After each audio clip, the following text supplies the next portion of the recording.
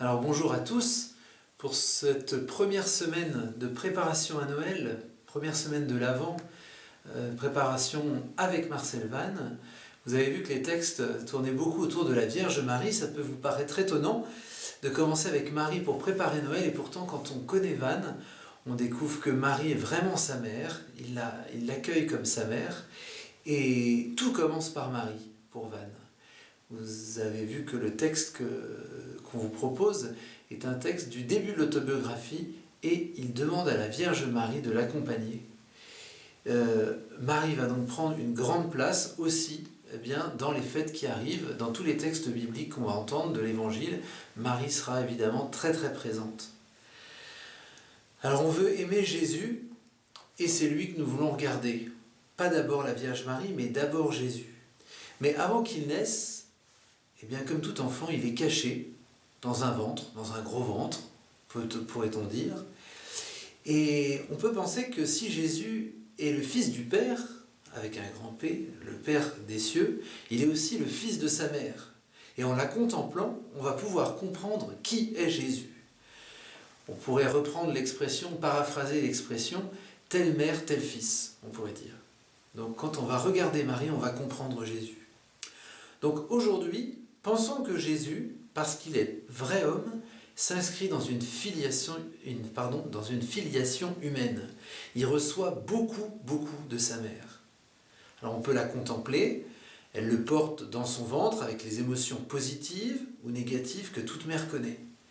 Durant ce temps de préparation à la nativité, Marie connaît les joies, elle connaît les espérances, elle connaît les inquiétudes aussi de toute femme enceinte, mais aussi de tous ceux qui doivent accoucher d'une manière ou d'une autre de la vie, tout simplement, d'un projet de vie. Et donc elle nous comprend, parce que chacun de nous, nous avons aussi des projets de vie, et nous pouvons la contempler et l'imiter. Marie, ensuite, elle accompagnera Jésus en l'éduquant dans sa jeunesse, et puis discrètement aussi, quand il va grandir, dans sa mission. On peut imaginer que Marie va avoir une position ajustée vis-à-vis de son fils. Elle ne cherche pas à prendre sa place, elle ne cherche pas à lui donner une place qu'il n'aurait pas. Elle va avoir cette place ajustée. Tout est proportionné dans Marie, dans son positionnement, jusqu'au soutien dans les moments d'épreuve. Et là, je fais référence au passage que vous avez lu, le passage de la parole de Dieu où Jésus est sur la croix. Ici, Jésus est sur la croix, Marie est au pied de la croix, et Jésus étend la maternité charnelle, pourrait-on dire, de Marie à une maternité spirituelle en lui confiant Saint Jean. Et par extension, l'Église, elle comprend cette maternité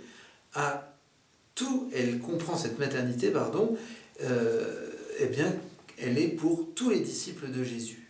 Elle devient en fait la mère universelle. Et dans les textes de cette première semaine qu'on vous propose aujourd'hui, Vannes prend au mot Jésus.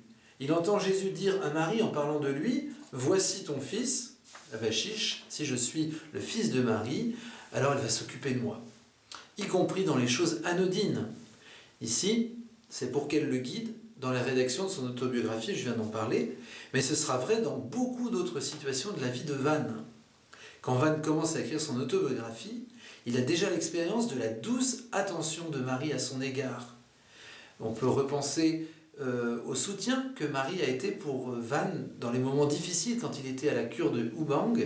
Il se préparait à être prêtre et il était maltraité. Et c'est le chapelet qui a fait tenir Vannes dans la fidélité. Ce soutien aussi de la Vierge Marie, il l'a vu quand son curé lui a dit oui pour sa communion. C'est un texte qu'on vous propose aussi. On note au passage que la maman de Vannes a joué un énorme rôle dans l'éducation à cette affection vis-à-vis de la Vierge Marie.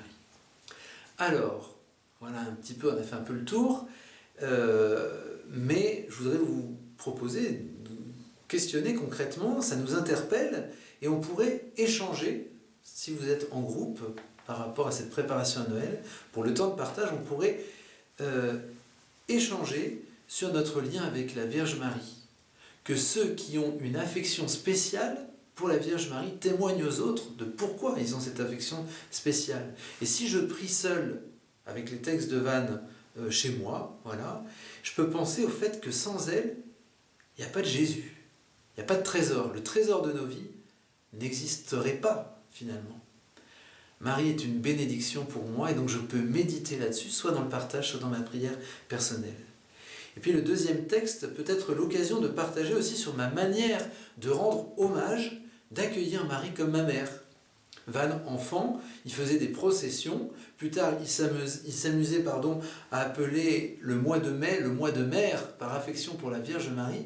Et moi, dans ma vie, et bien concrètement, comment je rends hommage, comment j'accueille la Vierge Marie et je lui dis mon affection. Voilà. Noël, c'est une fête de famille, c'est aussi la fête de la famille de Jésus. Fêter Noël, c'est donc fêter Marie.